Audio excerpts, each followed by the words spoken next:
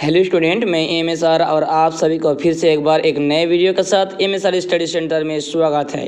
Student, आज मैं इस वीडियो में क्लास 8 का मॉडल सेट के बारे में बताऊंगा। जो आने वाला एग्ज़ाम, जो टर्मिनल 2 का एग्ज़ाम स्टार्ट होने वाला है 11 जून से, तो उसके लिए काफ़ी महत्वपूर्ण है। सब्जेक्ट विज्ञान क्लास 8 का, उसमें आपको 50 मार्क पूर्णांक रहेगा और समय रहेगा 1.5 घंटा। तो चलिए हम लोग आज बहुत ही इम्पोर्टेंट मॉडल सेट को सॉल्व करते हैं, जिसमें प्रमुख 5 क्वेश्चनों का आज हम लोग सॉल्व करेंगे। वो पहले हम लोग समझेंगे, फिर उसको कॉपी में नोट कर लेंगे। तो चलिए स्टार्ट करते हैं। 19 क्वेश्चन रहेगा, जिसमें 3 सेक्शन में डिवाइड रहेगा। पहला सेक्शन ए में 1 से लेकर 7 तक क्वेश्चन रहेगा। आपको 5 क्वेश्चन का आंसर देना है, आपको 2-2 अंक मिलेगा। इसके बाद क्वेश्चन 8 से 14, इसमें भी 7 क्वेश्चन रहेगा, आपको 5 क्वेश्चन आंसर देना है और इसमें 3-3 नंबर मिलेगा आपको सही उत्तर के लिए। जबकि लास्ट सेक्शन में 15 से 19 तक 5 क्वेश्चन रहेगा, आपको 3 क्वेश्चन का आंसर देना है और प्रत्येक क्वेश्चन के लिए 5 मार्क मिलेगा आपको। चलिए देख लेते हैं क्वेश्चन। ये पहला क्वेश्चन है कि यौवनारंभ के समय होने वाले शारीरिक परिवर्तनों की सूची बनाइए। आपको क्या बनाना है? सूची बनाना है यौवन आरंभ, जो यौवन का आरंभ होता है, जिस एज में टीनेज कहा जाता है, इसे किशोरावस्था कहा जाता है। तो यौवन आरंभ के समय होने वाले शारीरिक परिवर्तन को सूची बनाइए। क्या क्या परिवर्तन होता है शारीरिक में, शारीरिक परिवर्तन होता है, उसके बारे में लिखना है। इस प्रकार लिखेंगे आंसर कि यौवन आरंभ में होने वाले परिवर्तन। पहले इस प्रकार हम लोग लिख के अंडरलाइन कर देंगे ताकि हाईलाइट हो जाए। इसके बाद एक एक करके लिखेंगे। लंबाई में वृद्धि, इस एज में सबसे ज़्यादा लंबाई में वृद्धि होता है। 2, शारीरिक आकृति में परिवर्तन, इस एज में शारीरिक आकृति में परिवर्तन दिखने को मिलता है। लड़का को लड़का, लड़की को लड़की जैसा मतलब आकार आ जाता है। 3 नंबर में आते हैं कि स्वर में परिवर्तन। स्वर मतलब आवाज़ में परिवर्तन। छोटे बच्चा का जो आवाज़ होता है वो यौवनारंभ होते होते स्पष्ट हो जाता है। ये महिला और ये पुरुष की आवाज़ है। नंबर 4, जनन अंगों का विकास। जनन अंग क्या है? जो हमारे गुप्तांग होता है, जो जनन अंगों में जनन में सहायता करता है, वो होता है जनन अंग। तो जनन अंग का विकास होता है, डेवलप होता है। जैसे लड़कियों के ब्रेस्ट जो होता है उसका वृद्धि होना, इस प्रकार जनन अंगों का विकास होता है। नंबर 5 में आ जाते हैं मानसिक, बौद्धिक एवं संवेदनात्मक परिपक्वता प्राप्त होना।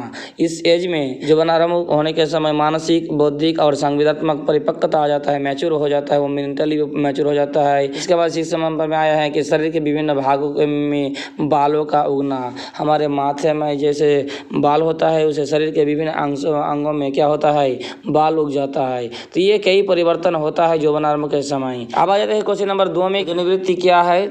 मानव मादा के जनन काल की उत्तरावस्था में जब ऋतुस्राव चक्र रुक जाता है तो इस अवस्था को रजोनिवृत्ति कहते हैं। हम लोग जानते हैं कि मादा में, महिलाओं में प्रत्येक महीना रजधर्म होता है, यानी मासिक चक्र होता है, मेंस्ट्रुअल साइकिल भी कहा जाता है, या पीरियड्स के नाम से जाना जाता है, जो प्रत्येक महीना में प्रत्येक महिलाओं का होता है। लेकिन एक निश्चित एज में वो बंद हो जाता है। तो जब बंद हो जाता है जिस एज में, उस एज में जाकर जब बंद हो जाता है तो इस घटना को रजोनिवृत्ति कहा जाता है।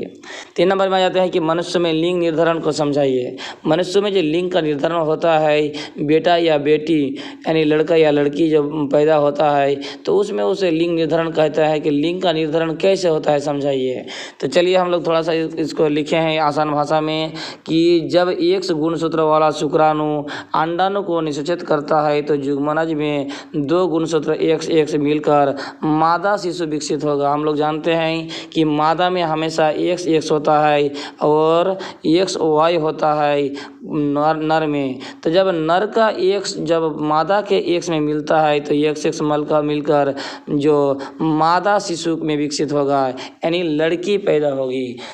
इसके बाद अगर जब Y गुणसूत्र वाला शुक्राणु मतलब ये नर में पाए जाते हैं, तो Y गुणसूत्र वाला शुक्राणु अगर अंडाणु को निषेचित करता है तो युग्मनज 2 गुणसूत्र XY मिलकर नर शिशु में विकसित होगा। माने यहाँ क्या लड़का पैदा होगा। अगर नर का Y अगर मिलता है शुक्राणु अंडाणु के साथ, अंडाणु तो X है ही, तो वो XY के रूप में वो विकसित होता है जो नर पैदा होता है। तो ये इस प्रकार मनुष्य में लिंग निर्धारण होता है।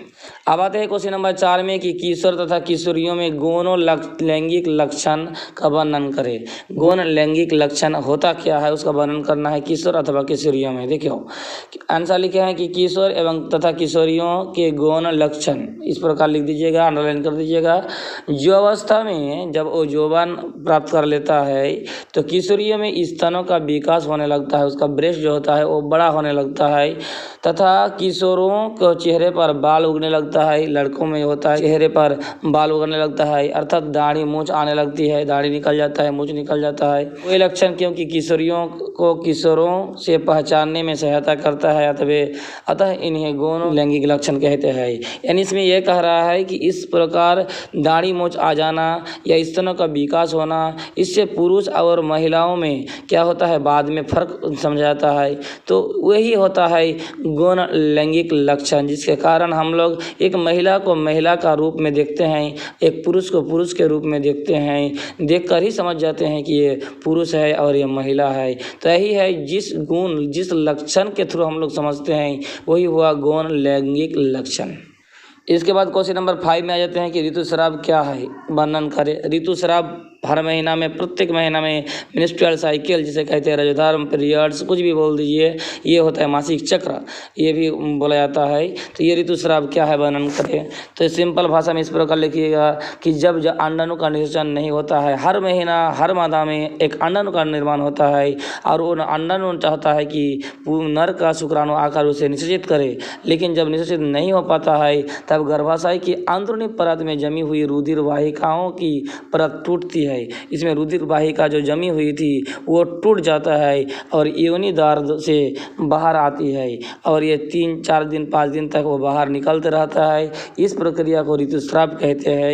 ये पूरा हम लोग अगर साइकिल के रूप में दिखाएंगे तो बहुत सारा लंबा हो जाएगा, सिंपल भाषा में इसका आंसर लिखे हैं। तो इस प्रकार आज की इस वीडियो में हम लोग 1 से लेकर 5 तक बहुत ही महत्वपूर्ण क्वेश्चनों को जाने समझे। इसको कॉपी में जरूर नोट कर ले आप लोग, क्योंकि आने वाले एग्जाम के लिए काफ़ी महत्वपूर्ण है। तो इस प्रकार लगातार वीडियो पाने के लिए चैनल के साथ जरूर जुड़ जाइएगा। इसके लिए आपको सब्सक्राइब बटन के साथ साथ बेल आइकन भी प्रेस कर लेना है। लाइक और शेयर करना मत भूलिएगा ताकि किसी का फायदा हो। कमेंट बॉक्स में आपका बहुमूल्य राय देना मत भूलिएगा। मिलते हैं एक और नए वीडियो के साथ, तब तक के लिए धन्यवाद।